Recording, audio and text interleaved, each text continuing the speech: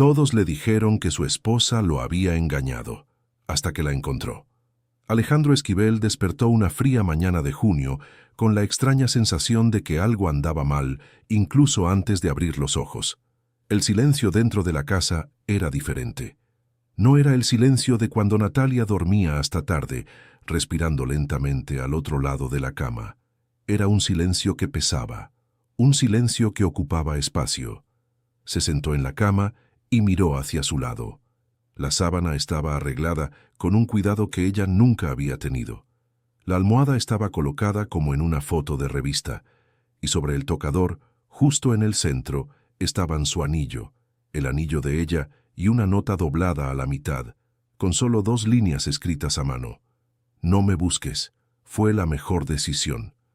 Alejandro se quedó mirando ese papel por un tiempo que no supo medir. Abrió el closet de ella. La mitad de la ropa había desaparecido. Los cajones del tocador de su lado estaban vacíos. El neceser del baño, que siempre estaba sobre el estante de vidrio, había desaparecido. Los frascos de crema, el cepillo de pelo color rosa que ella compró en el tianguis, el labial que ella decía era el único que le quedaba bien. Todo se había ido en la madrugada mientras él dormía. Fue a la cocina. El itacate que ella siempre dejaba en el refrigerador la noche anterior estaba allí, cubierto con plástico, con su nombre escrito en una etiqueta adhesiva, como siempre. Ese detalle lo partió de una manera que no esperaba. Ella había preparado el itacate antes de irse. Había cuidado de dejar la comida de su esposo antes de desaparecer embarazada de 6 meses en la madrugada. Eso no cabía dentro de ninguna traición. Eso no cabía dentro de nada que él conociera. Pero Alejandro era el tipo de hombre que creció aprendiendo que los sentimientos no se muestran. Hijo de albañil, nieto de campesino, había construido con sus propias manos un grupo inmobiliario Esquivel que hoy empleaba a más de 40 personas en una ciudad de provincia. Hacía años que no lloraba. Hacía años que no pedía ayuda. Así que cerró el refrigerador, dobló la nota y la metió en el bolsillo de la camisa, cerca del pecho, y salió a trabajar como si nada hubiera pasado. Solo que la ciudad tenía ojos, siempre los había tenido. El primero en hablar fue Arturo, su colega más antiguo, que tenía la oficina en el cuarto de al lado. Llegó a la hora de la comida, cerró la puerta, y con esa manera de quien trae malas noticias, dijo que había visto a Natalia semanas atrás en un paradero de comida a unos 30 kilómetros de allí. Ella estaba con un hombre más joven, riendo, con el pelo suelto, sin anillo. No te quería decir, Alejandro, pero dado lo que pasó... Alejandro no respondió. Solo agradeció con un gesto y esperó a que Arturo saliera para apoyar la cabeza en la pared y cerrar los ojos. La imagen no se iba de su cabeza. Natalia en un paradero lejano, con otro hombre, riendo, la barriga de 6 meses, el pelo suelto. Esa noche, su hermana mayor, Adriana, apareció sin avisar. Adriana tenía esa costumbre. Tocó la puerta con la mano llena de certeza, como siempre. Entró, miró alrededor con esos ojos que lo barrían todo, y se sentó en la silla de la sala con la postura de quien viene a hacer una declaración. Lo sabía, dijo, incluso antes de que Alejandro ofreciera agua. Te lo decía, Alejandro. Decía que esa muchacha no era lo que parecía. ¿Qué sabías, Adriana? En los últimos meses la vi saliendo de aquí a horas que no coincidían con lo que ella decía. Una vez fue un miércoles por la mañana, dijo que iba al médico, pero pasé frente a su consultorio cerca del mediodía y el coche no estaba. Pensé que no era mi vida, que no me iba a meter, pero ahora dejó la frase en el aire, y Alejandro sintió esa rabia que no escoge dirección, rabia contra Natalia, rabia contra Adriana que lo sabía y se quedó callada, rabia contra Arturo, rabia contra sí mismo por no haber visto. Y la vecina doña Rosa me contó que la vio llorando dentro del coche una tarde. Al teléfono, con alguien. Doña Rosa dijo que claramente tenía miedo de ser vista. Alejandro se pasó la mano por el rostro. La presión a su alrededor crecía como una marea. Cada nueva información que llegaba empujaba la narrativa en una sola dirección. Natalia lo había engañado. Había huido con otro. Había dejado atrás 12 años de matrimonio y un hijo que aún iba a nacer. Y sin embargo, aquel itacate en el refrigerador no se le salía de la cabeza. Querido oyente, si te está gustando la historia, aprovecha para dejar tu like y sobre todo suscríbete al canal. Eso ayuda mucho a los que estamos empezando. Ahora continuando. En los días que siguieron, Alejandro se fue cerrando como una casa cuyos dueños se fueron. Canceló reuniones, dejó de contestar llamadas. Su madre, doña Lourdes, viajó desde otra ciudad para quedarse con él, pero él la recibió con besos cortos y conversaciones cortas y la despidió al segundo día, diciendo que estaba bien, que no necesitaba cuidados, que había trabajo que hacer. Doña Lourdes se fue con el corazón apretado y la certeza de que su hijo se estaba destruyendo por dentro. En la oficina la situación también había cambiado. Su socio, Mauricio Valadez, había asumido más reuniones de lo normal, justificando que Alejandro necesitaba espacio. En la superficie parecía consideración, pero había algo en la forma de Mauricio, un cuidado excesivo, una amabilidad que no combinaba con el hombre que Alejandro conocía desde hacía casi 8 años. Mauricio era directo, a veces incluso grosero en las negociaciones. Este nuevo Mauricio atento parecía un papel que estaba ensayando. Alejandro no tenía energía para pensar en eso. Su cabeza estaba en Natalia. Por la noche se sentaba en la cocina, mirando el itacate que ya se había comido hacía días, el recipiente lavado y en el fregadero, e intentaba reconstruir los últimos meses. Intentaba encontrar la señal que había perdido. ¿Había cambiado ella? ¿Se había vuelto más callada, más distante? Jalaba los recuerdos como quien jala hilos sueltos y no encuentra dónde se enganchan. Hubo una noche, 2 semanas antes de que ella desapareciera, en que ella llegó a casa más tarde de lo normal. Él le preguntó qué había pasado y ella dijo que la consulta del Centro de Maternidad Santa María había tardado. Él lo aceptó sin preguntar más. Ahora sentado en la cocina vacía, se preguntaba si esa respuesta había sido verdad. Hubo otra tarde, ya más cerca de la desaparición, en que ella se quedó parada en la ventana mirando la calle durante casi 1 hora. Él pasó junto a ella, le tocó el hombro, le preguntó si estaba bien. Ella se volvió con una sonrisa rápida y dijo que extrañaba a su madre, que había fallecido años atrás. Él la abrazó y regresó al trabajo. Ahora se preguntaba si lo que ella miraba por la ventana era otra cosa. Sí era miedo. Pero la presión de Adriana era constante. Llamaba todos los días. Había contactado a un abogado de la familia, un hombre llamado licenciado Cárdenas, que empezó a aparecer con papeles y expresiones serias, hablando de patrimonio, de separación de bienes, de cómo era necesario regularizar la situación antes de que ella volviera exigiendo parte de lo que él había construido. «Está embarazada, Adriana», dijo Alejandro una tarde en que ya no aguantó más. Sea lo que sea, está embarazada y desapareció sola. «Exactamente», respondió Adriana como si eso confirmara su argumento. «¿Y si el niño no es tuyo?» La frase quedó suspendida entre los dos.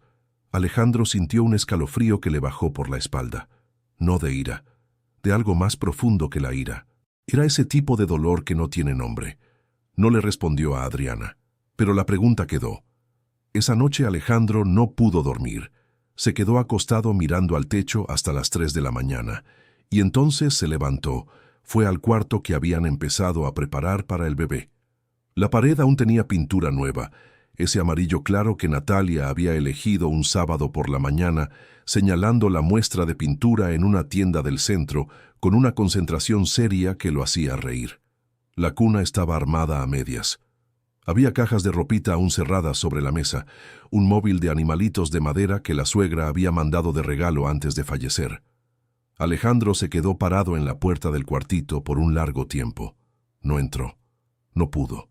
Volvió a la cama y se quedó mirando al techo hasta el amanecer, revolviendo en el pecho esa mezcla de rabia y duda que no dejaba una respuesta clara.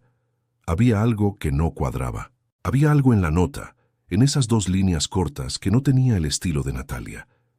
En 12 años, Natalia le había escrito notas a él decenas de veces. Notas de cuando salía antes de que él despertara. Notas de cuando estaba enojada.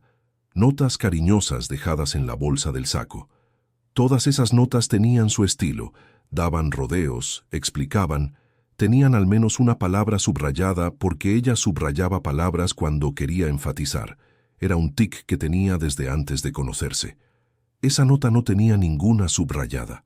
No tenía explicación. Era directa y seca, de una manera que Natalia nunca fue. Pero, ¿qué explicación había para eso? ¿Había cambiado en un momento de desesperación? ¿Había copiado una forma diferente de escribir porque el apuro no le dejó tiempo? ¿O había algo más que él no estaba logrando ver? Eran preguntas sin respuesta que daban vueltas en su cabeza mientras el sol nacía al otro lado de la ventana. Pasados 11 días de la desaparición de Natalia, una mañana de miércoles, Alejandro decidió arreglar la cómoda del cuarto. No porque quisiera, sino porque el licenciado Cárdenas le había pedido que reuniera documentos personales de ambos para iniciar el proceso. Abrió los cajones de la cómoda de ella, que aún guardaban algunas cosas que no había llevado. Un pañuelo de satén doblado, un rosario heredado de su madre, algunos recibos sueltos, y al fondo del último cajón, debajo de un sobre de foto de cuando habían ido a la playa el año anterior, estaba una tarjeta. Una tarjeta pequeña, color marfil, con el nombre de un centro de maternidad Santa María en una ciudad vecina.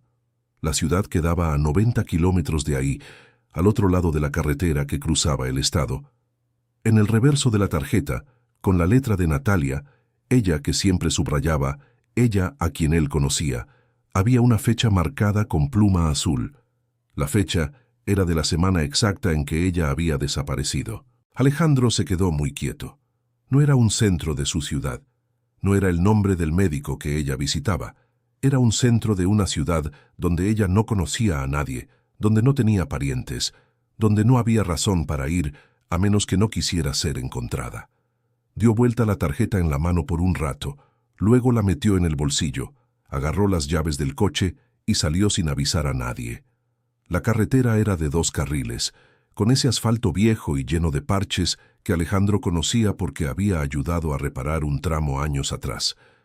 Condujo los 90 kilómetros en silencio, con el radio apagado, pensando en cada pregunta que haría cuando llegara, y pensando también en lo que haría si la respuesta no era lo que necesitaba escuchar.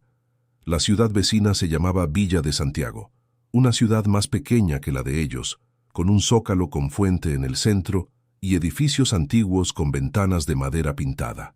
Alejandro encontró el centro sin dificultad. Estaba en una calle tranquila, con un letrero sencillo y una fila pequeña de mujeres embarazadas en la banqueta esperando que empezara la atención. Entró y fue directo a la recepción. La muchacha detrás del mostrador era joven, usaba lentes de armazón grueso y lo miró con la expresión profesional de quien ya ha lidiado con maridos ansiosos antes. «Necesito saber si mi esposa vino aquí», dijo él, colocando la tarjeta sobre el mostrador. «Natalia Esquivel. Ella está embarazada de 6 meses. Desapareció de casa hace 11 días. Señor, no podemos confirmar información de pacientes». «Ella está embarazada», repitió él, y la voz le salió con una grieta que no logró ocultar. «Solo necesito saber si ella está bien». La recepcionista lo miró por un momento. Había compasión detrás de los lentes. Pero ella negó con la cabeza con suavidad. «Entiendo su situación, pero no está dentro de nuestras reglas. Lo siento». Él se quedó parado unos segundos más. Luego dio las gracias en voz baja y salió. Afuera, el sol estaba caliente y la banqueta estaba concurrida. Se detuvo junto al auto, sin saber qué hacer. Había ido 90 kilómetros para oír que no podía oír nada. Fue entonces cuando una voz habló a su lado. «Joven». Se volteó. Era una señora de cabello completamente blanco, usando un sombrero de paja y una bolsa de crochet colgada del brazo. Tendría unos 70 y tantos años, con una expresión menuda y atenta de quien no se pierde nada. «Disculpe la intromisión», dijo ella, «pero oí lo que usted le dijo a la muchacha allá dentro. ¿El nombre de su esposa es Natalia? Alejandro enderezó el cuerpo. Sí. ¿Por qué? La señora se ajustó el sombrero con cuidado. No la conozco de nombre, pero hay una muchacha embarazada que vende gorditas de nata y pan de dulce en un puestito en la calle principal. Llegó hace unas 2 semanas, creo. Calladita, educada, cabello negro, barriga grande. Usa siempre una blusa roja desteñida. Nunca la he visto con nadie. Alejandro sintió el pecho apretado. ¿La calle principal queda por dónde? La señora señaló con el dedo. Baja por aquí, dobla en la botica del centro y sigue derecho. No tiene pierde. El puestito está debajo de un puesto con lona azul. Él le agradeció con una inclinación de cabeza y caminó hacia el auto. Pero antes de abrir la puerta, se volvió hacia la señora del sombrero. ¿Por qué me contó esto? Ella lo miró con esa expresión tranquila de quien ya ha visto mucho en la vida. Porque una mujer embarazada sola, lejos de casa, no desaparece sin motivo, joven, y un hombre que viaja 90 kilómetros detrás de ella tampoco. Alejandro subió al auto sin poder responder. Siguió las indicaciones de la señora.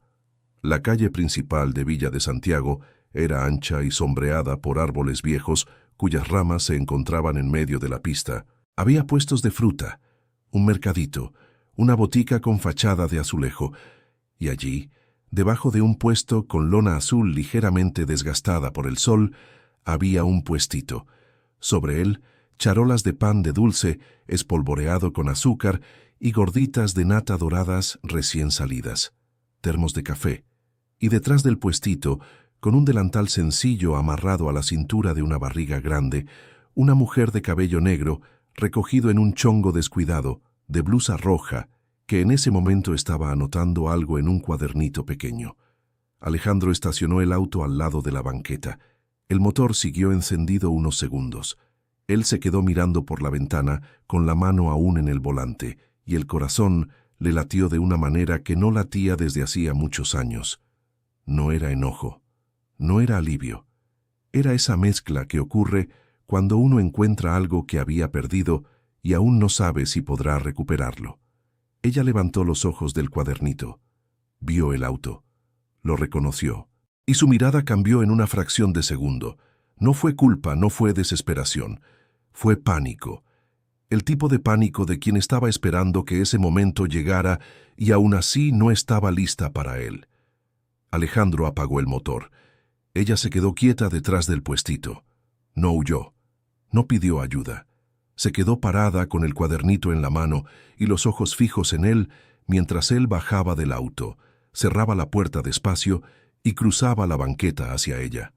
Se quedaron a 1 metro el uno del otro. El olor a pan caliente estaba en el aire.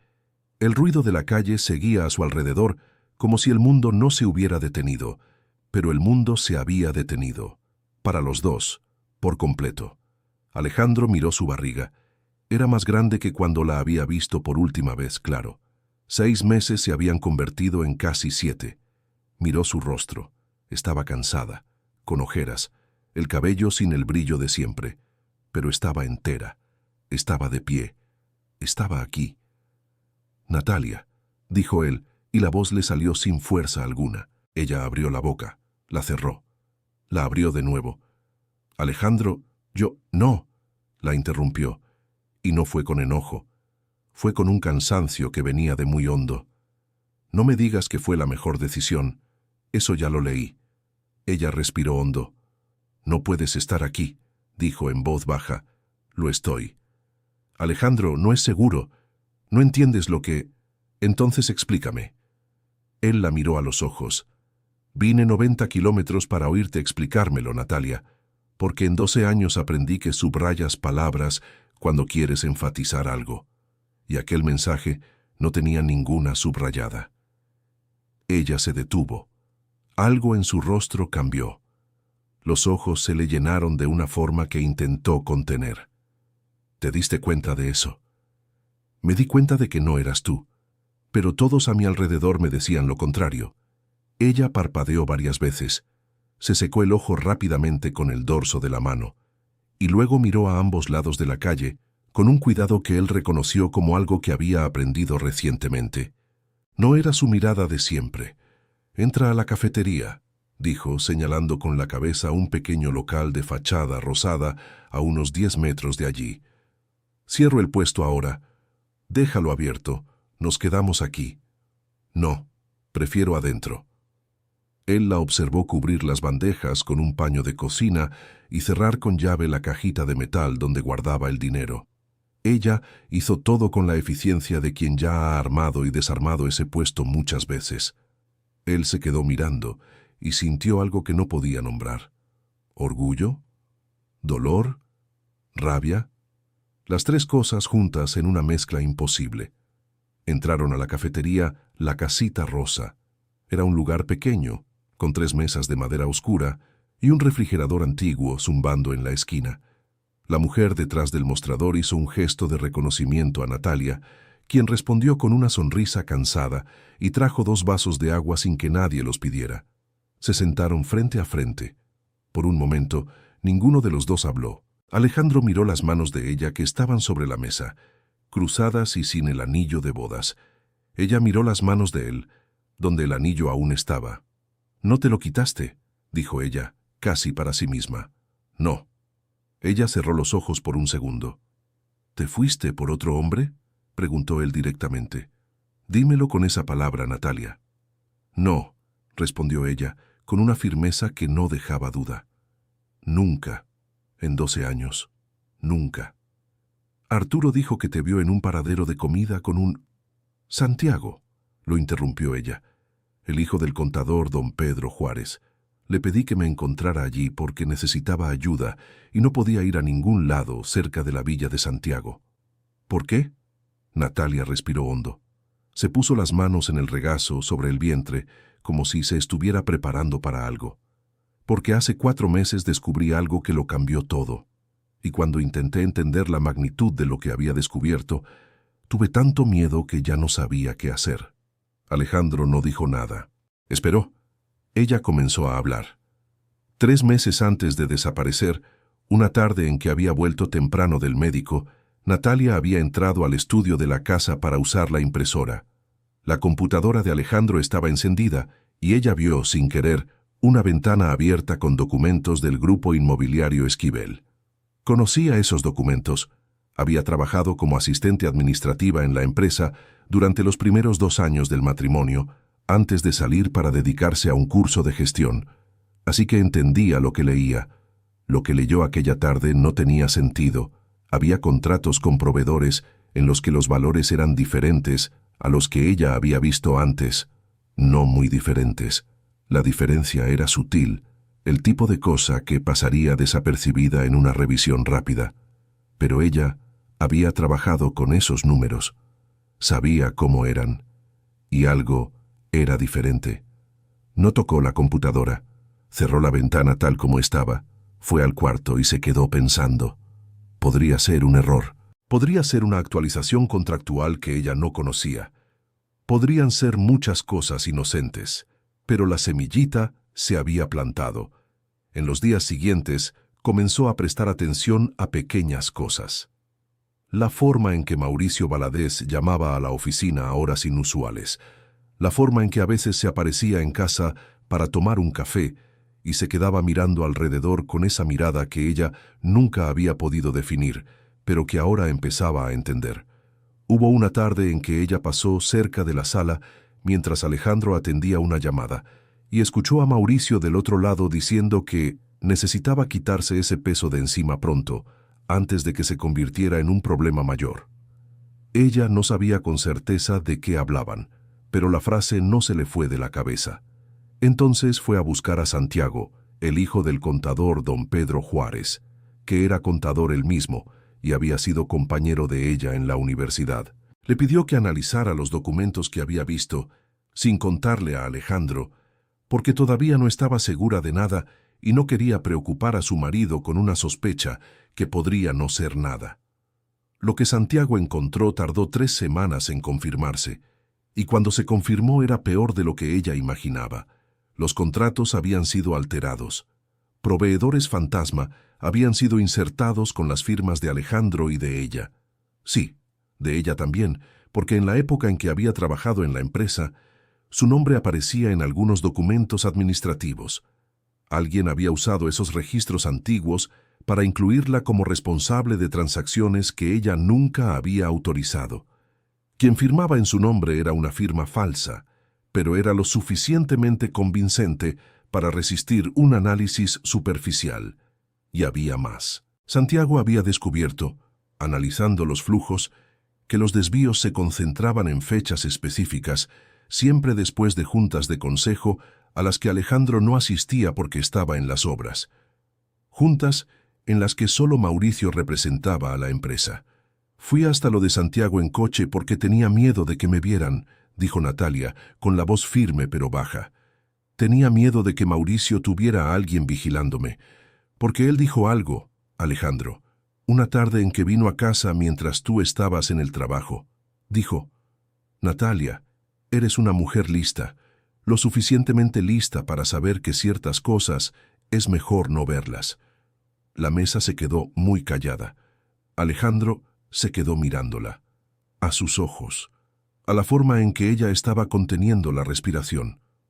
¿Por qué no me lo contaste?, dijo él, y la voz le salió más dura de lo que quería. Porque todavía no tenía pruebas suficientes, y porque tú confías en ese hombre desde hace 8 años. Sabía que si llegaba con una sospecha vaga, sin pruebas concretas, me ibas a decir que estaba exagerando. Y tal vez tenías razón. No la tenía. No, no la tenía. Ella respiró. Pero tardé otro mes en entender el tamaño del problema, y cuando lo entendí, tenía miedo de que si él se daba cuenta de que yo sabía, encontrara una manera de usarme como parte de la culpa. Su nombre no aparecía en nada directamente, solo el nuestro. Alejandro cerró los ojos. Los abrió.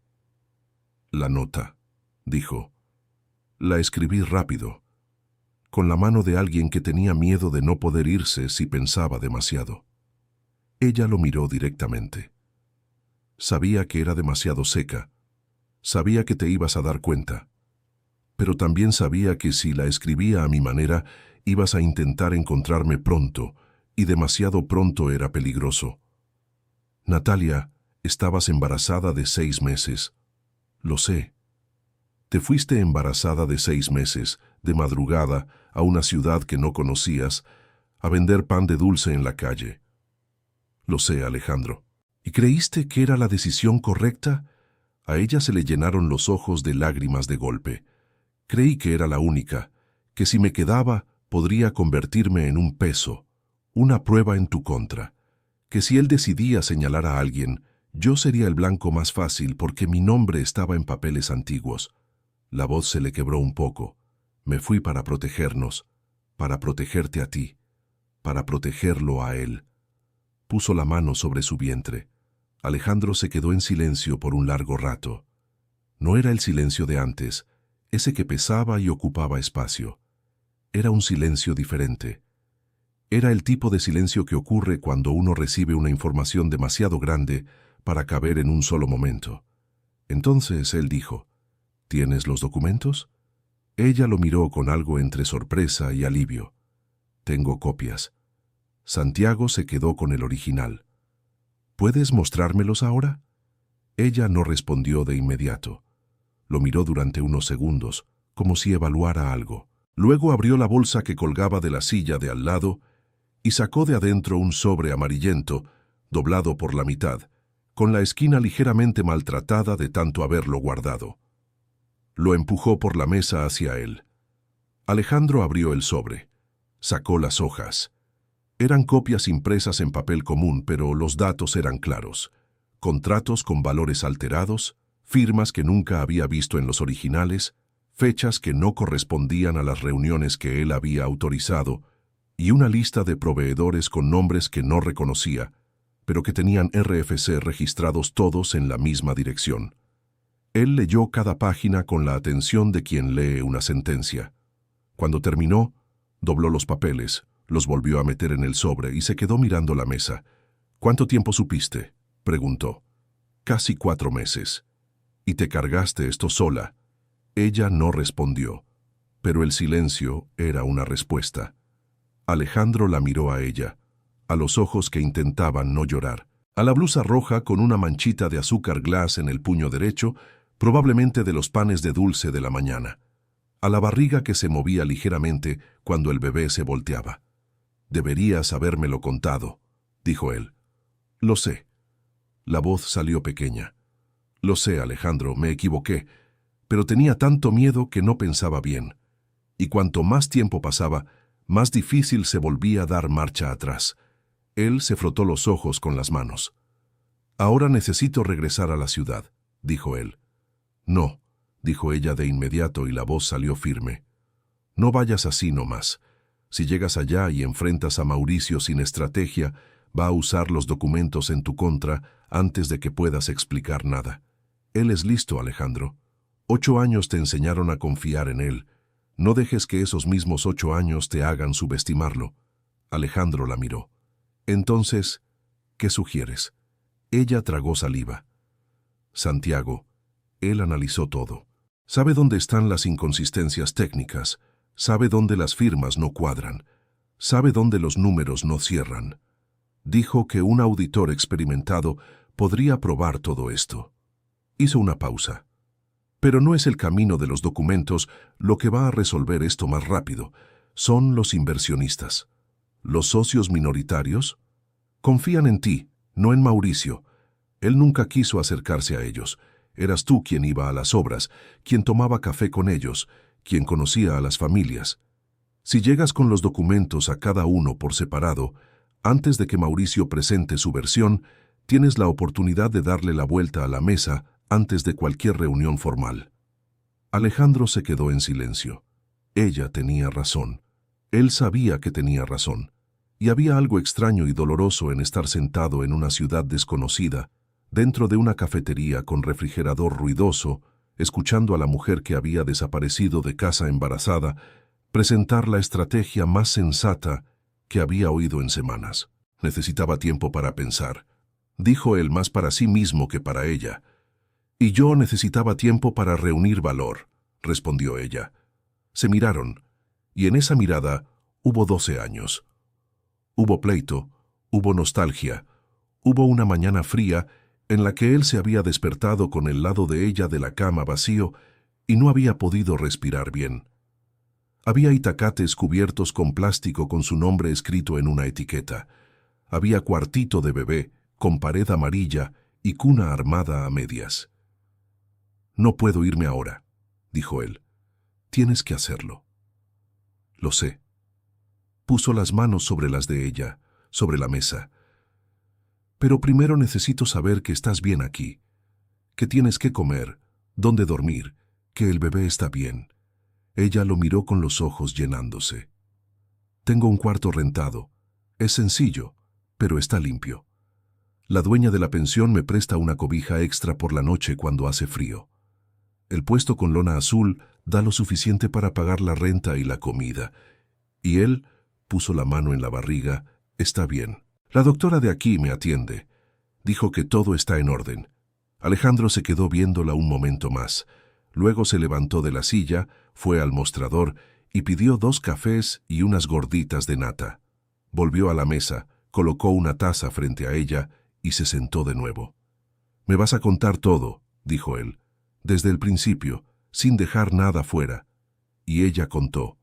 Estuvieron en la cafetería La Casita Rosa durante 2 horas. Él escuchó. Hizo preguntas. Escuchó de nuevo. Cuando salieron, el sol ya estaba bajo y la calle principal de Villa de Santiago estaba más tranquila. Natalia lo acompañó hasta el carro. Se quedaron en la banqueta un momento sin saber qué hacer con las manos. «Vuelvo mañana», dijo él. «Alejandro». «Vuelvo mañana», repitió sin discusión. «Y me dices dónde está el cuarto, y el número de la doctora, y me mandas el contacto de Santiago». Ella lo miró. «¿Estás enojado conmigo?». Él pensó un segundo. «Estoy enojado con la situación». Pausa. «No puedo enojarme contigo ahora. Tal vez más tarde pueda, pero ahora no». Ella soltó una risita pequeña e involuntaria, de esas que ocurren cuando el alivio y las ganas de llorar llegan al mismo tiempo. «Eso fue lo más honesto que me has dicho en semanas», dijo ella. Lo sé. Él abrió la puerta del carro. Mándame el contacto de Santiago esta noche. Te lo mando. Él subió al carro. Antes de encender el motor, miró por la ventana hacia ella, que seguía parada en la banqueta con la mano en la barriga. Natalia. ¿Qué? La nota. La firmaste con el nombre completo. Nunca firmas nada con el nombre completo. Ella se quedó en silencio. ¿Fue a propósito?, preguntó él. Ella esperó un segundo. Necesitaba que supieras que era yo quien escribía. La voz le salió suave, aunque no pareciera yo. Él la miró un momento. Luego encendió el motor y se fue.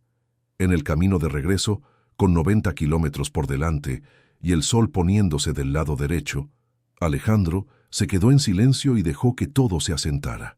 La rabia seguía ahí, el dolor también, pero había algo nuevo que se había instalado, una claridad que no había tenido en los últimos 11 días. Sabía dónde estaba Natalia, sabía que estaba bien, sabía lo que había pasado, y ahora sabía lo que tenía que hacer. Pero había una cosa que todavía no cerraba: Arturo, la hermana que había llegado a la puerta con seguridad en la mirada antes incluso de que él pudiera procesar lo que estaba viviendo. La hermana que sabía de las salidas de Natalia, de las llamadas del restaurante, que había alimentado la narrativa de traición con datos demasiado precisos para ser coincidencia, que había contactado al abogado con una rapidez que no encajaba con la idea de alguien que solo intentaba ayudar a su hermano. Alejandro recordó una tarde, 2 días después de que Natalia hubiera desaparecido, en que el celular de Arturo había sonado mientras ella estaba en el baño, y él, sin pensar, había mirado la pantalla iluminada sobre la mesa. El nombre que apareció no era de un contacto cualquiera. Era Mauricio. En ese momento le había parecido extraño, pero no le había dado más importancia. Ahora, con lo que sabía, ese detalle tomaba un tamaño diferente. ¿Cuánto sabía Arturo? ¿Cuánto le había contado Mauricio? ¿Por qué la hermana, que siempre lo había defendido en todo, había empujado tan fuerte para que se alejara de su esposa embarazada? Todavía no tenía respuesta, pero iba a descubrirlo. Querido oyente, si está disfrutando de la historia, aproveche para darle like y principalmente suscribirse al canal. Eso ayuda mucho a los que estamos empezando. Ahora continuando. Esa noche, Alejandro llegó a casa, encendió la computadora y pasó 2 horas releyendo todos los correos de Mauricio de los últimos 6 meses. En su momento, cuando recibió cada mensaje, parecían normales. Ahora, con otros ojos, empezó a notar patrones. Mauricio siempre lo mantenía informado de las reuniones, pero de una forma que nunca dejaba claro lo que se había decidido.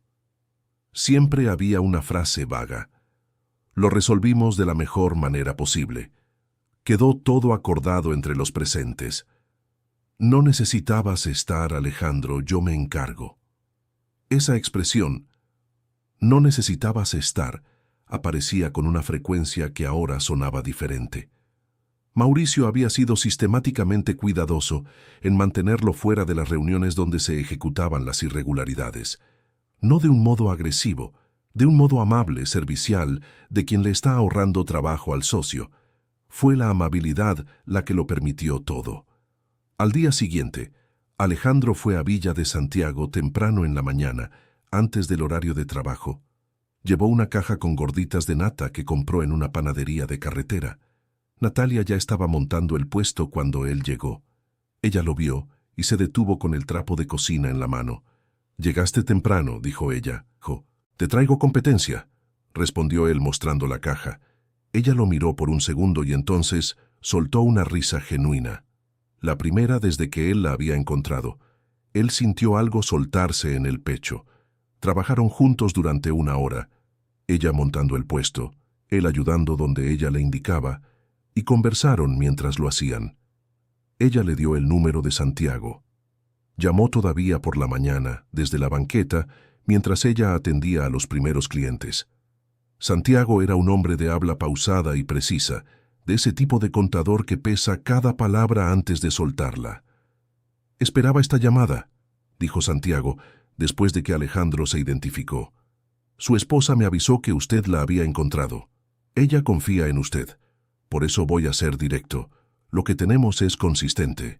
Pero para convertir esto en algo que proteja su nombre y el de ella, necesitamos una audiencia con los inversionistas antes de que el Valadez consolide su versión. ¿Ya está haciendo eso? Tengo razones para creer que sí. En los últimos días reunió a 2 de los inversionistas más grandes por separado. Lo estoy siguiendo porque tengo un colega que asesora a uno de ellos. Alejandro cerró los ojos por un segundo. Entonces necesito moverme rápido. Muy rápido, pero con calma. Si usted llega agitado, da la impresión equivocada. Necesita llegar con los documentos, con el análisis y con la tranquilidad de quien tiene los hechos de su lado. Alejandro volvió junto a Natalia. Se quedó una hora más. Hablaron sobre el bebé, sobre el parto que se aproximaba, sobre el cuarto de ella en la pensión. Era una conversación cotidiana en medio de una situación que no tenía nada de cotidiana, y había algo reconfortante en ello. Como si el mundo a su alrededor fuera enorme y difícil, pero entre los dos aún existiera el olor a pan caliente y la posibilidad de conversar. Cuando se fue, ella dijo: «Ten cuidado con Mauricio. No es violento, pero es muy bueno pareciendo la víctima». Alejandro guardó esa frase. De vuelta a la ciudad, comenzó a trabajar. Llamó a cada uno de los inversionistas más pequeños, eran 4 en total, y pidió una reunión individual, no en grupo, porque en grupo Mauricio tendría más oportunidad de interferir. Uno por uno, discretamente, en lugares que no fueran la oficina. Un asador de cortes, una cantina de la colonia, la casa de uno de ellos. Mauricio notó el movimiento. Alejandro estaba en un almuerzo con uno de los inversionistas, don Arturo, cuando el celular vibró con un mensaje de Mauricio. «Alejandro, tenemos que hablar. Hoy. Es urgente». No respondió de inmediato. Terminó el almuerzo, presentó los documentos a don Arturo con la calma que Santiago le había pedido, y dejó que el hombre hiciera sus preguntas. Arturo era ingeniero jubilado, tenía 80 y tantos años y un ojo clínico para los números. Tardó un tiempo analizando las copias en silencio. Luego levantó la mirada. «Siempre pensé que el Valadez era apresurado», dijo Arturo. «Un hombre que corre demasiado rápido a veces está huyendo de algo». Alejandro salió del almuerzo con la certeza de que Arturo estaba de su lado. Fue por la noche que la situación se complicó. Mauricio no esperó. Convocó una reunión de emergencia con los inversionistas para el día siguiente, enviando un correo genérico sobre actualizaciones importantes en los contratos de la empresa. No invitó a Alejandro. El correo había ido a todos menos a él. Alejandro solo se enteró porque don Arturo llamó para confirmar si él también lo había recibido. «No lo recibí», dijo Alejandro. Hubo una pausa del otro lado. «Entonces creo que usted necesita aparecer de todas formas», dijo Arturo seco. Esa misma noche, Alejandro fue a la casa de su madre. Doña Lourdes vivía en un caserón antiguo del barrio más viejo de la ciudad, con un jardín de begonias al frente y una cocina que olía a clavo. Ella lo recibió en la puerta, con esa mirada que tienen las madres cuando saben que su hijo está cargando demasiado peso. «¿La encontraste?», dijo doña Lourdes, sin preguntar. «La encontré. ¿Y?» «Está bien. El bebé está bien». La madre cerró los ojos y los volvió a abrir aliviada. ¿Y la historia que todos estaban contando?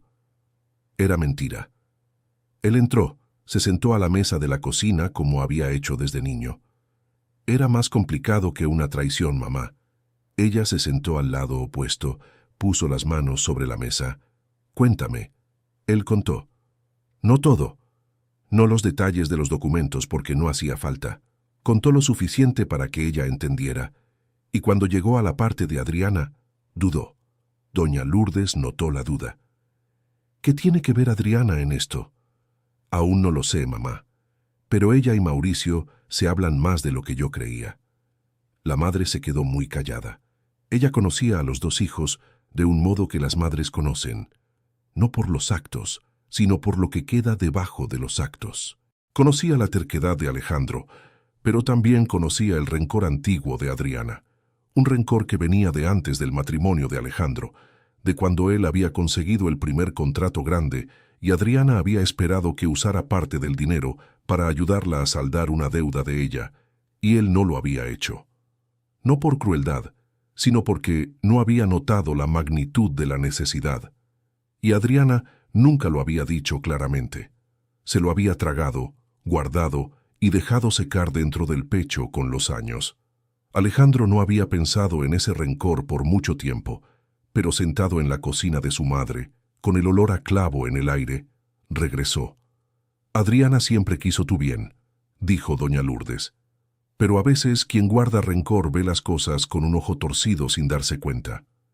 Alejandro durmió en el caserón de su madre esa noche.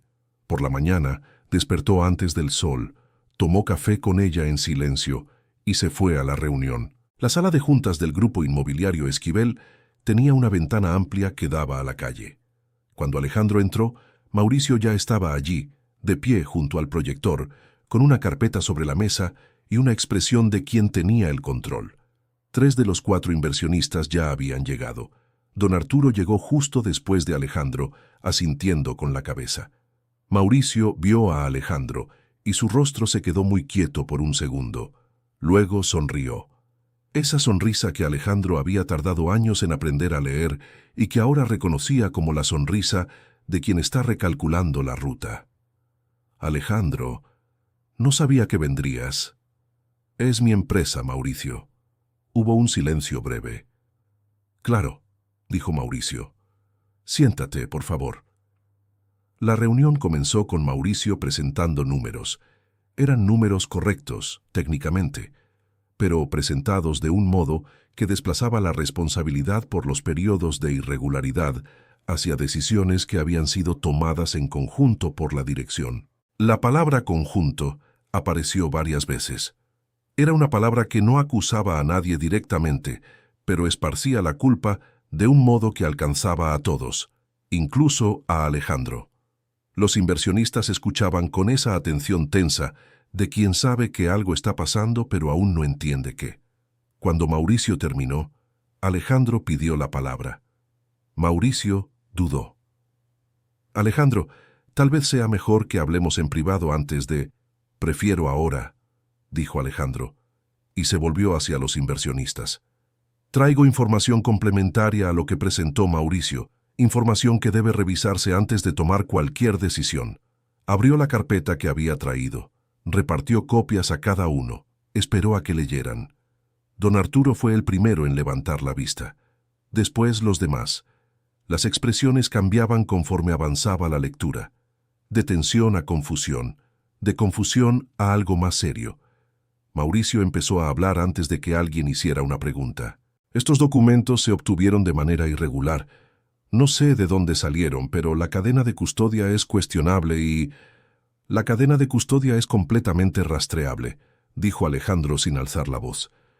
«El contador Santiago Juárez tiene los originales. Está disponible para presentar su análisis en cualquier momento que quieran citarlo».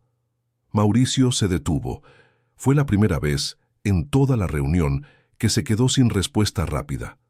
Don Arturo colocó los lentes sobre la mesa y miró a Mauricio con esa serenidad de ingeniero retirado que ya no se impresiona con las urgencias. «Mauricio», dijo Arturo, «en 40 años de carrera aprendí que cuando alguien explica un problema sin nombrar a un responsable, es porque el responsable está en la sala». El silencio que siguió duró menos de 1 minuto, pero fue el tipo de silencio que dice más que un discurso. Pero Alejandro sabía que eso no era suficiente para cerrar todo. Mauricio salió de la reunión antes de que terminara, alegando que necesitaba verificar algo urgente. Salió con la carpeta bajo el brazo y el paso apresurado de quien está calculando el siguiente movimiento. Alejandro sabía que volvería con alguna respuesta. Sabía que la batalla aún no había terminado, y fue entonces cuando llegó el mensaje. Era del número de Adriana. «Necesitamos hablar. Ahora. No es sobre lo que estás pensando». Alejandro leyó el mensaje 2 veces. Luego fue al baño, cerró la puerta y respiró hondo. Estaba la reunión a medias allá afuera. Estaba Mauricio en algún lugar de la ciudad recalculando, y estaba Adriana, que sabía más de lo que había admitido, pidiendo una conversación urgente. Salió de la reunión, se disculpó con los inversionistas y pidió que Arturo dirigiera mientras él resolvía algo. Arturo asintió con una dignidad que combinaba con sus 80 y tantos años. Encontró a Adriana en la banqueta de la casa. Estaba sentada en el escalón de la entrada, que no era la forma de Adriana. Adriana era de la silla, de la postura, de la formalidad doméstica. Ver a la hermana sentada en el escalón como una niña fue la primera señal de que algo había cambiado en ella también. Ella lo vio llegar y no se levantó. Él se detuvo frente a ella. «Cuéntame», dijo él. Ella levantó la mirada. Tenía los ojos enrojecidos. «Mauricio me llamó hoy temprano», comenzó. «Dijo que se enteró de que fuiste a Villa de Santiago. Dijo que estabas cometiendo un error grave al creerle a una mujer que te había traicionado». Hizo una pausa. «Y luego dijo que yo necesitaba sujetar a mi hermano antes de que destruyera la empresa por amor». Alejandro cruzó los brazos. «¿Y fuiste a sujetarme?» «No». La voz le salió con una firmeza inesperada. «Me puse a investigar a Mauricio». Alejandro esperó. «¿Sabías que tiene un juicio laboral a nombre de una empleada de una empresa anterior suya? ¿Que esa empresa quebró de una manera muy conveniente, justo después de que ella abrió el juicio?» Adriana se pasó la mano por la cara. «No lo sabía, lo supe hoy, y cuando lo supe, fui a revisar las conversaciones que tuvo conmigo en los últimos meses». «¿Cuántas conversaciones? Desde antes de Navidad». Respiró hondo. «Me llamaba diciendo que Natalia te estaba lastimando, que ella no merecía lo que habías construido, que era ambiciosa y te estaba usando, que si te alejabas de ella, sería más fácil proteger el nombre de la familia». Se le llenaron los ojos. Le creí, Alejandro, porque ya había desconfiado de Natalia antes por razones que eran mías, viejas, que no tenían nada que ver con ella, y él usó eso. Alejandro se quedó callado. ¿Tenías razones antiguas para desconfiar de ella? Adriana bajó la cabeza. «Cuando te casaste con ella, yo sentí celos». La palabra salió pequeña, como si costara trabajo. No era de ella específicamente, era de ti. Te enfocaste tanto en el matrimonio, en la empresa, que yo fui quedando de lado. Y cuando Mauricio llegó diciéndome que ella era el problema, quise creerlo, porque era más fácil culpar a alguien que admitir que extrañaba a mi hermano. El silencio entre ellos era diferente de todos los silencios de ese período. Era un silencio que dolía, pero de una manera que limpia. «¿Guardas algún mensaje de él?», preguntó Alejandro después de un rato. Adriana levantó el celular. «Tengo un audio de marzo». Dijo cosas que en su momento parecieron normales, pero ahora encontró el mensaje y lo reprodujo. La voz de Mauricio salió por el altavoz, clara y ronca a su manera característica. «Entonces es eso, Adriana. Mientras ella esté cerca no podemos resolver nada. Alejandro es demasiado bueno, ¿entiendes? Confía demasiado. Y quien confía demasiado a veces necesita a alguien que vea por él. Tú eres la hermana. Sabes lo que es mejor para él mejor que nadie». Adriana detuvo el audio. «Hay más», dijo, «pero este es el que deja más claro lo que estaba haciendo». Alejandro se quedó mirando el celular de ella. «¿Puedes enviarme ese audio? Ya te lo mandé mientras venías». Él revisó su celular. Había llegado. Alejandro miró a su hermana. Estaba sentada en el escalón, con los hombros encorvados de una manera que él no estaba acostumbrado a ver.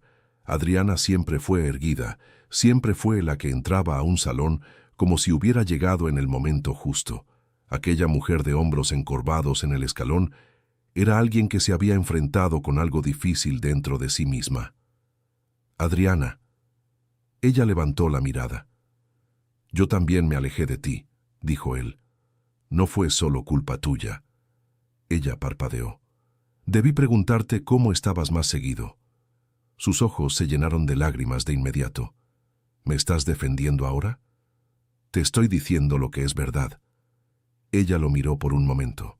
Luego se levantó del escalón, despacio, con el cansancio de quien cargó un peso que apenas cabía, y abrazó a su hermano. Él correspondió, con esa forma de abrazar que los hombres de la familia Esquivel siempre habían encontrado difícil, pero que a veces salía bien de todas formas. Se quedaron así por un rato, en el jardín del frente de la casa de su madre, con las begonias alrededor y el ruido lejano de la ciudad. —¿Me presentas a Natalia cuando vuelva? —dijo Adriana, con la voz ahogada por el hombro de él. —¿De verdad, esta vez? —Ya volvió —dijo él—, solo que aún no está aquí. Con el audio de Adriana sumado a los documentos de Santiago, el panorama estaba completo. Alejandro regresó a la reunión, pidió más tiempo a los inversionistas y le pidió a Santiago que fuera a la ciudad al día siguiente para presentar el análisis técnico en persona. Santiago aceptó sin dudar. La reunión del día siguiente fue diferente. Mauricio llegó con un abogado contratado esa misma mañana, señal de que había pasado la noche preparándose, pero había algo en su rostro que era diferente del día anterior. La tranquilidad calculada había cedido lugar a una tensión que no lograba ocultar del todo. Santiago se presentó con la serenidad de quien domina sus propios números y no tiene miedo de explicarlos. Repartió el informe, recorrió cada inconsistencia con un lenguaje accesible y respondió cada pregunta de los inversionistas con precisión. Cuando el abogado de Mauricio intentó cuestionar la metodología, Santiago simplemente señaló los números y dijo: «Los valores no cuadran. Esto no es interpretación, es aritmética». El audio de Adriana se reprodujo al final, cuando Alejandro consideró que era el momento adecuado. No como una bomba, como una confirmación de lo que los inversionistas ya empezaban a concluir. La voz de Mauricio, ronca y calculadora, sonando dentro de esa sala, fue el punto de quiebre definitivo. Mauricio se quedó en silencio por un largo rato después de que terminó el audio. Luego intentó decir que lo estaban malinterpretando, que aquello era una conversación sobre protección familiar, que lo habían sacado de contexto, pero los inversionistas ya no escuchaban con la misma mirada de antes. Don Arturo fue el primero en hablar. «Valadez», dijo, con esa voz calmada de ingeniero que había pasado décadas resolviendo problemas estructurales, «creo que hemos llegado a un punto donde sería más honesto de su parte no continuar en este puesto». Mauricio miró a su alrededor. El abogado que había contratado no dijo nada. Salió de la sala sin firmar nada, pero la votación que siguió entre los inversionistas presentes fue unánime. Mauricio Valadez sería retirado de la sociedad. Los documentos irregulares serían revisados por una auditoría externa independiente, con el informe de Santiago como base. El nombre de Alejandro y el de Natalia serían formalmente disociados de las transacciones fraudulentas. No fue un final espectacular, no hubo gritos ni dramaturgia de telenovela. Fue una sala con algunas sillas, documentos en papel y adultos que habían llegado al límite de lo que podían ignorar. A veces la justicia tiene ese modo callado y sin fanfarria, y es precisamente por eso que tarda tanto y duele tanto cuando llega.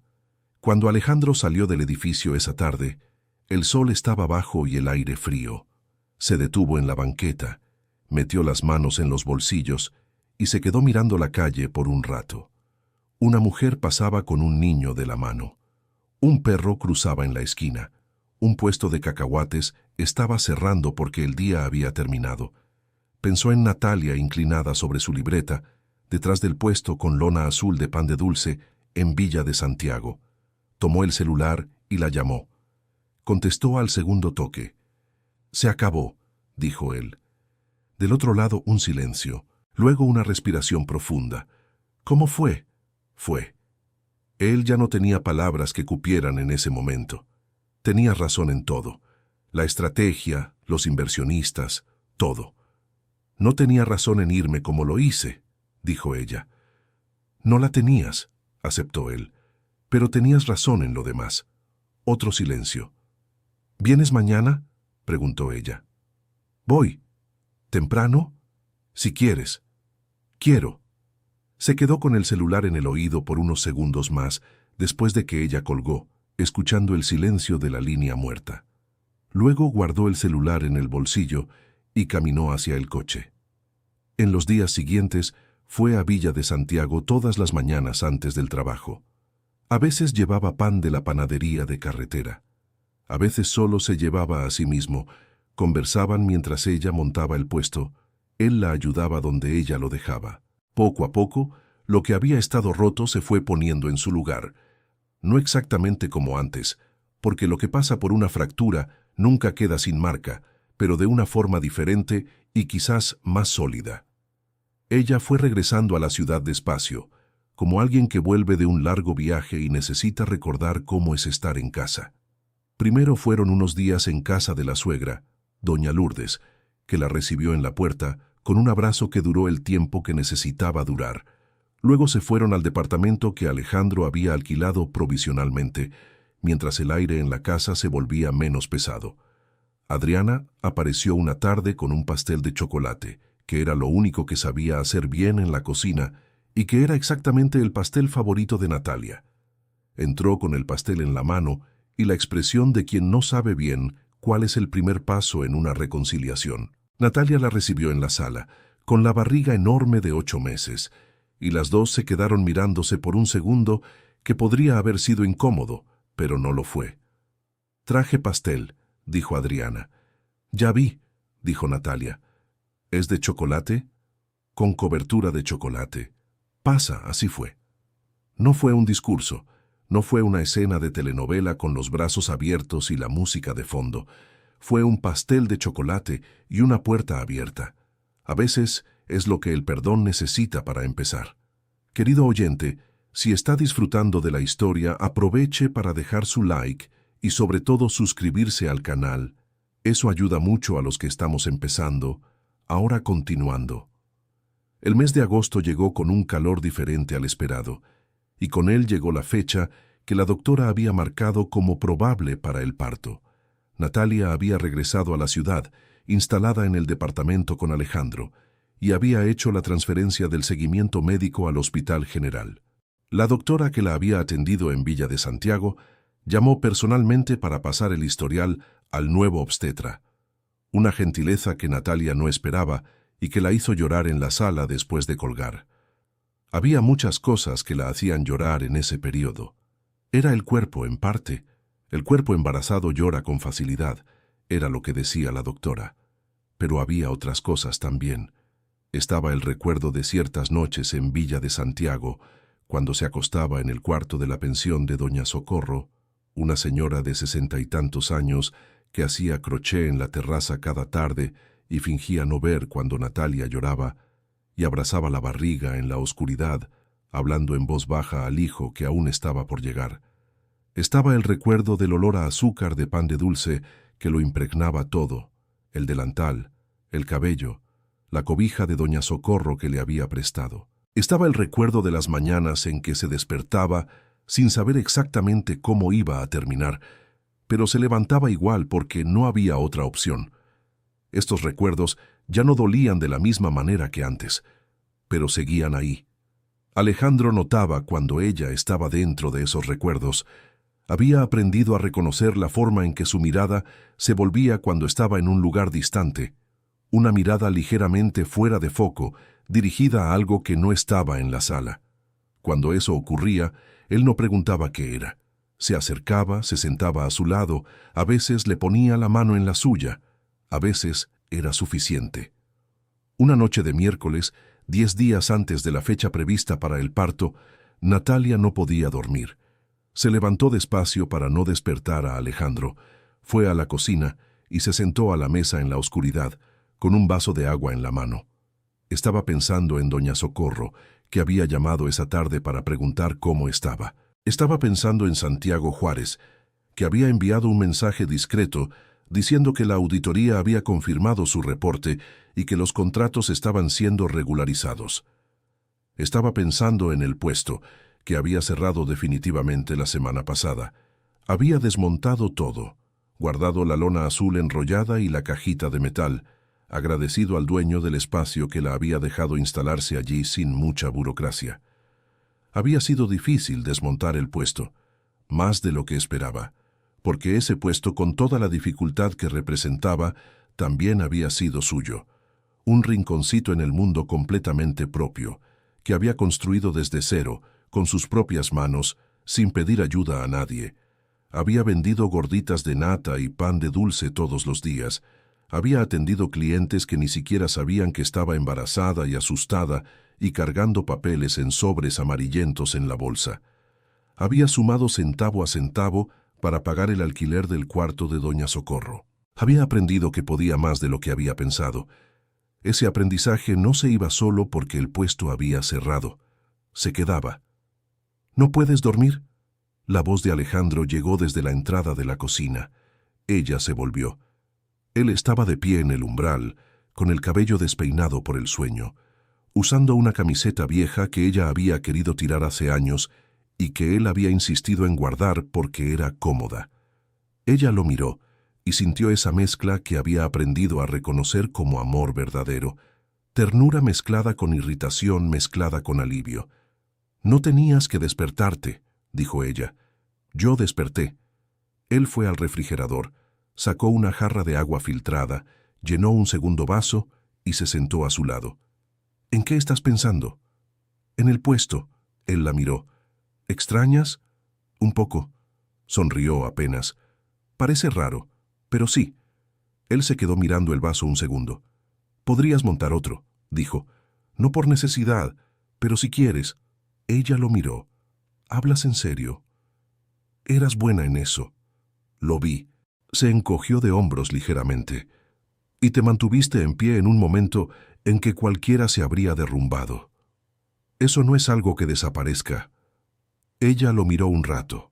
Luego miró el vaso de agua. «Recuerdo una noche en Villa de Santiago», dijo, «en que estaba acostada en el cuarto de doña Socorro y no podía dejar de pensar que había cometido el peor error de mi vida, que debía haberme quedado, que debía haber confiado en ti, que fui cobarde al irme. ¿Y ahora?», ella pensó. «Ahora creo que no fui cobarde. Fui con miedo, que es diferente, y creo que hice lo mejor que sabía hacer con lo que sabía en ese momento». Lo miró. «Pero si tuviera que elegir de nuevo, te lo contaba. Te contaba todo y dejaba que decidieras junto conmigo». Él asintió. «Habría sido más fácil para los dos». Lo habría sido. Se quedaron en silencio un momento. «El bebé se está moviendo», dijo ella de repente, con ese aire de quien reporta una noticia importante. Él miró su vientre. «¿Ahora?» «Ahora».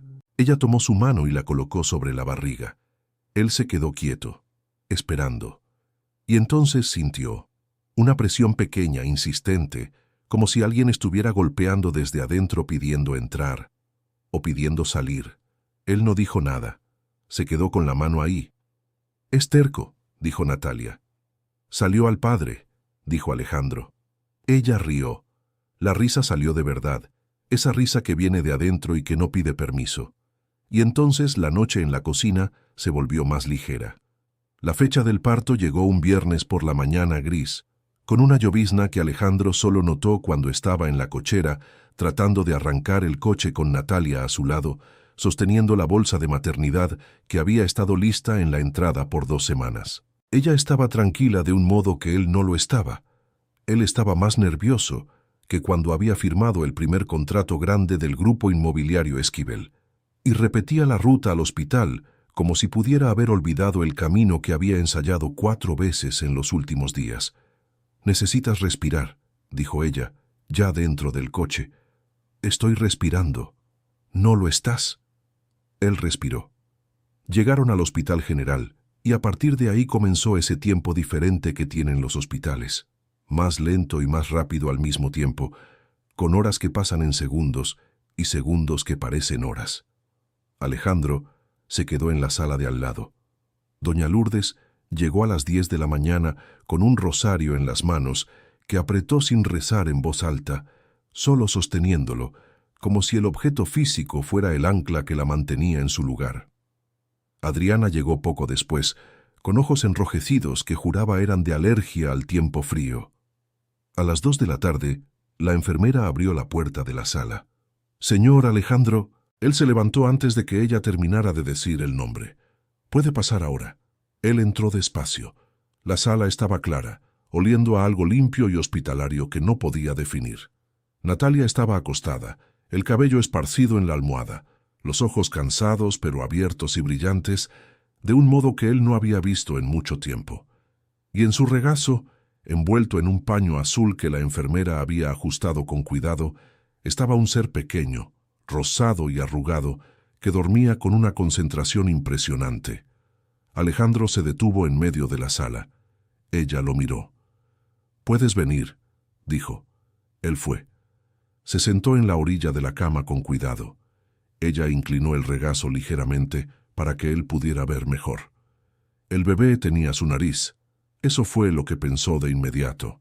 Esa nariz redondeada y ligeramente levantada que ella tenía y que él había besado al menos 1000 veces. Las manos eran minúsculas, abiertas, con los deditos estirados como si se estuviera preparando para agarrar algo. Alejandro extendió el índice y lo apoyó suavemente en la palma de la manita de su hijo. El bebé, dormido, cerró los dedos alrededor del suyo. No se despertó, solo lo sostuvo. Él se quedó muy quieto. Natalia recostó la cabeza en su hombro. Él no movió la mano. Se quedó con el dedo atrapado en la manita de ese niño que había atravesado con ellos todo aquello sin saberlo, mecido dentro de una panza que había vendido pan de dulce en la calle y guardado sobres amarillentos en la bolsa y dormido en un cuarto de pensión con cobija prestada. «¿Cómo quieres llamarlo?», preguntó ella, en voz baja para no despertar al bebé. «¿No habías elegido?». «Tenía una idea, pero también quiero saber la tuya». Alejandro se quedó mirando a su hijo. «Pensé en Mateo», dijo. «Por nada en especial. Solo pareció correcto». Ella se quedó en silencio por un segundo. «Yo también había pensado en Mateo», dijo ella. Él se volvió hacia ella lentamente. Ella lo miró con esa mirada que era sonrisa sin sonreír. «¿Cómo explicarías eso?», preguntó él. «No lo explicaría», dijo ella. «Algunas cosas no necesitan explicación». Él volvió a mirar a su hijo, Mateo, que había llegado al mundo un viernes lluvioso después de una historia que pocos creerían si se contara, pero que había sucedido de verdad, en banquetas reales, con olor a pan de dulce de verdad, con dolor de verdad y con amor que se había ido de la dirección de siempre y encontrado otro, temporal, esperando que fuera seguro volver a casa.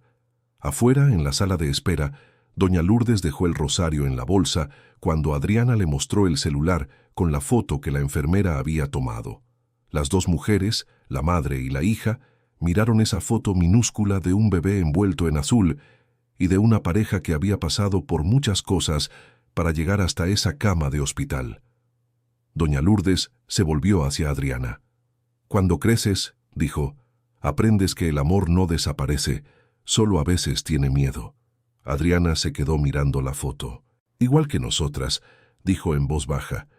La madre no respondió. Solo puso su mano sobre la mano de su hija.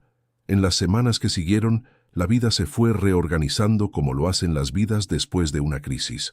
No de golpe, no de manera dramática, sino poco a poco, en cada decisión pequeña. Alejandro volvió a la empresa con la seguridad de quien había pasado por la peor situación posible y descubierto que había salido del otro lado. La auditoría confirmó todo lo que Santiago había señalado. Los contratos irregulares se rehicieron. Mauricio Valadez no apareció más. Se había ido de la ciudad, según un colega en común, y no había dejado dirección. Natalia no volvió a montar el puesto, pero guardó la lona azul enrollada en el armario del departamento. Dijo que era por recuerdo. Alejandro no preguntó más sobre eso. Santiago recibió un contrato de asesoría contable con el grupo inmobiliario Esquivel. No por favor, sino porque se había ganado la confianza de todos los inversionistas en ese proceso. Era la persona correcta para el trabajo, y don Arturo había sido el primero en sugerirlo en una reunión. Doña Socorro, la señora de la pensión de Villa de Santiago, recibió una canasta de regalo con pan de dulce comprado en una pastelería de la ciudad, una tarjeta escrita con la letra de Natalia y un sobre con una cantidad que cubría lo que ella había cobrado de menos en la renta, porque había sentido pena de una muchacha embarazada y sola. Socorro llamó para agradecer y se quedó en la línea por 20 minutos contando sobre el crochet que había terminado. Adriana aparecía los domingos. Había aprendido a llegar sin llamar antes, cosa que le llevó algunos meses porque ella era de la escuela del aviso previo. Pero Mateo había acelerado muchas cosas en ella. Había algo en ese bebé que desmontaba defensas. Llegaba, cargaba al sobrino con una naturalidad que la sorprendía a ella misma, y le hacía muecas hasta que él esbozaba algo que parecía una sonrisa, pero probablemente era aire. Una tarde de domingo de octubre, con el sol entrando por la ventana, y Mateo durmiendo en una cuna que esta vez estaba completamente armada, con el móvil de animalitos de madera girando lentamente encima de él, Alejandro estaba sentado en la mesa de la cocina, releyendo los contratos finalizados de la auditoría. Natalia llegó desde el balcón con una taza de té y se sentó a su lado. ¿Está todo bien?, preguntó ella, mirando los papeles. Está. Él cerró la carpeta. Está todo firmado, archivado, resuelto. Ella puso la taza sobre la mesa. ¿Extrañas cómo era antes?, preguntó de un modo que no era exactamente sobre la empresa. Él pensó. ¿De cómo era antes de todo esto?, dijo. A veces. Pausa. Pero antes de todo esto no sabía la mitad de lo que sé ahora. ¿Sobre qué? Él la miró. Sobre ti. Ella se quedó callada. Sabía que subrayabas palabras, continuó él. Pero no sabía que eras capaz de vender pan de dulce en la calle a las 7 de la mañana, embarazada de 7 meses, para proteger algo que creías que valía la pena proteger. Ella se quedó mirando la taza. Debí haberlo protegido de otro modo, dijo ella. Debiste, asintió él. Pero lo hiciste como supiste. Él extendió la mano sobre la mesa. En la próxima, lo hacemos juntos. Ella miró su mano. Puso la suya encima. ¿En la próxima qué? En la próxima cualquier cosa que surja. Ella se quedó mirando las manos superpuestas. Todavía tengo el anillo, dijo ella después de un rato. Lo sé. Está dentro de un sobre en el fondo de la bolsa que llevé a Villa de Santiago. Lo sé. ¿Sabías? Te vi llegar con la bolsa y el sobre tenía la esquina doblada de un modo que... Lo noté. No pregunté. Ella se quedó mirándolo. ¿Por qué no preguntaste? Porque era tuyo, para que hicieras lo que quisieras con él. Ella se quedó en silencio por un rato. Entonces se levantó, fue al cuarto y regresó con un sobre pequeño. Lo abrió frente a él. El anillo se deslizó hacia la palma de su mano, ese anillo liso, sin adornos, que ella había elegido porque dijo que no le gustaban los excesos. Ella se lo puso en el dedo sin ceremonia, sin discurso, solo se lo puso. Y se quedó mirándolo por un segundo, como quien prueba si aún le queda. Le quedaba.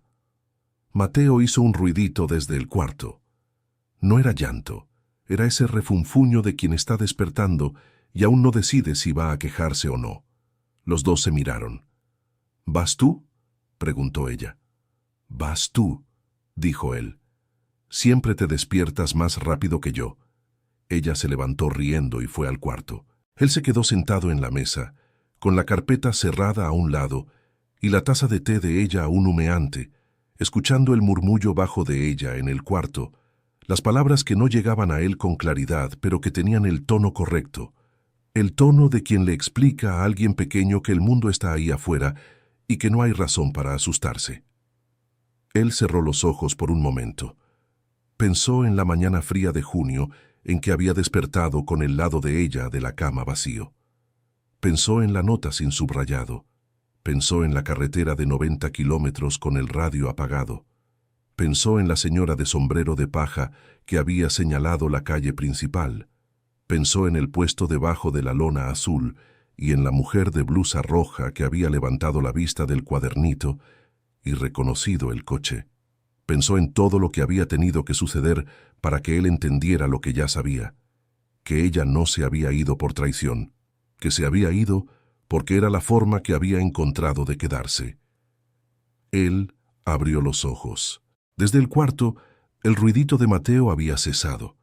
Natalia hablaba en voz baja, y el bebé escuchaba, y el sol entraba por la ventana de la sala en una franja ancha y dorada que atravesaba la mesa y llegaba casi hasta la silla donde él estaba sentado. Alejandro se quedó mirando esa franja de sol por un rato. Luego se levantó, fue hasta la recámara, se detuvo en el umbral. Natalia estaba con Mateo en brazos, sentada en el sillón que habían comprado especialmente para aquella habitación, color miel, ligeramente reclinable, con reposabrazos anchos, donde ella podía apoyar los codos cuando estaba con el bebé. El móvil giraba lentamente sobre la cuna vacía. Las paredes amarillo claro de la mañana en que ella había elegido la pintura se habían quedado como quedan las paredes bien escogidas, llenas de luz por la tarde. Ella levantó la mirada cuando él entró. «Ya se volvió a dormir», dijo ella en voz baja. «Salió a su mamá», dijo él. Ella sonrió, y se quedaron los tres allí un rato. Ella en el sillón, él en el umbral, Mateo en su regazo durmiendo con la concentración que solo los recién llegados al mundo tienen. Mientras la tarde avanzaba afuera sin prisa, el puesto con lona azul siguió en el armario durante muchos años.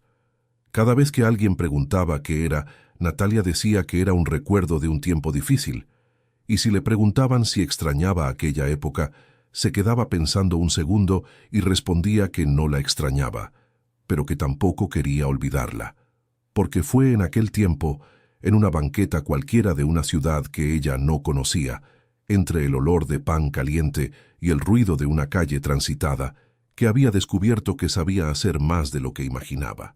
Y fue allí, cuando el coche se había detenido junto al puesto, y ella había levantado la mirada del cuadernito y reconocido al hombre que había cruzado 90 kilómetros porque un billete sin subrayado no se había cerrado, que había entendido algo que cargó para el resto de su vida, que el amor verdadero no abandona cuando llega el miedo. Se detiene, se desorienta, a veces se va al lugar equivocado, pero cuando el polvo se asienta, vuelve a apuntar hacia el lugar correcto. Siempre vuelve. Fin de la historia. Ahora cuéntenos qué le pareció esta historia. ¿Cree que Natalia tomó la decisión correcta al irse para proteger a la familia? Deje su opinión en los comentarios, deje su like y suscríbase al canal para no perderse las próximas historias.